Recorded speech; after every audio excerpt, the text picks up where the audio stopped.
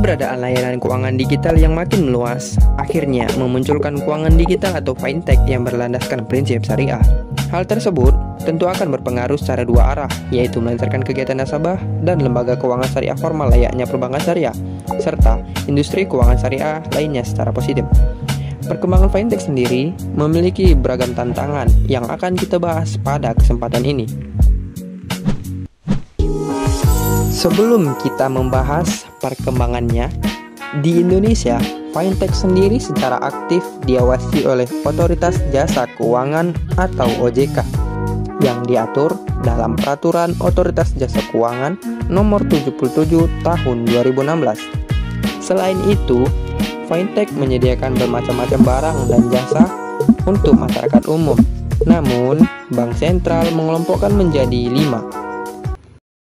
Pertama, crowdfunding adalah pembiayaan dan proses menggalang dana untuk sebuah rencana usaha atau proyek bagi sekelompok orang atau lebih, umumnya menggunakan platform online.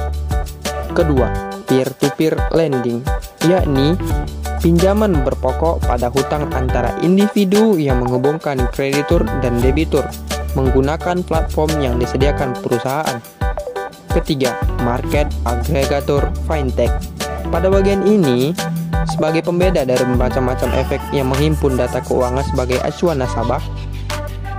Keempat, risk and investment management merupakan perencanaan keuangan digital yang menunjang nasabah dalam membuat proyeksi keuangan sesuai dengan situasi keuangannya.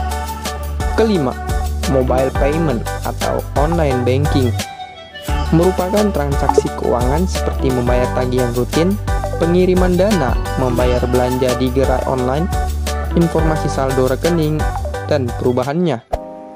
Selain itu, fatwa mengenai fintech syariah adalah nomor 117 DSN MUI tahun 2019 tentang layanan keuangan berbasis teknologi, informasi berdasarkan prinsip syariah.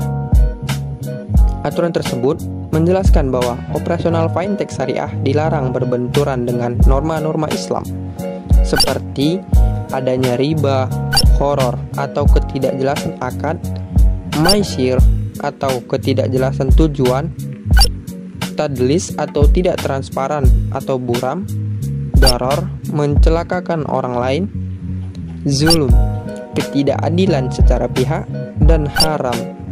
Adapun jenis akad yang diperbolehkan diantaranya al-ba'i atau jual beli, mudorobah, musyarakah, wakalabi, al-ujroh, dan qard.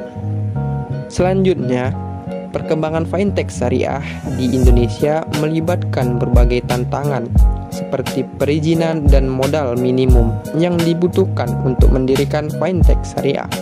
Lembaga fintech syariah di Indonesia telah berdiri cukup beragam, antara lain Amanah, Alami Syariah, Investri Syariah, dan sebagainya. Fintech syariah di Indonesia membuat banyak didiri dan diperhatikan. Terlihat saat berdiri Asosiasi Fintech Syariah Indonesia atau AFSI, yakni institusi yang membawahi fintech syariah hingga didaftarkan ke Otoritas Jasa Keuangan atau OJK. Seperti yang diungkapkan oleh Direktur Asosiasi Fintech Indonesia atau AFTEK, model bisnis pada tahun 2016 sampai 2017 hanya mengutamakan pembayaran digital atau jasa kredit online. Namun, antara 2019 sampai 2020 sudah ada 23 model bisnis fintech, termasuk digital payment seperti e-money, e-wallet, payment gateway, remittance, dan lainnya. Hal itu dikarenakan tren market dari masyarakat terus mendapati kenaikan dalam mengadaptasi digitalisasi. Sehingga dengan bermacam-macam bentuk bisnis fintech di masa kini akan semakin melancarkan kegiatan masyarakat pelaksanaan fintech untuk terus mengembangkan fintech syariah di Indonesia.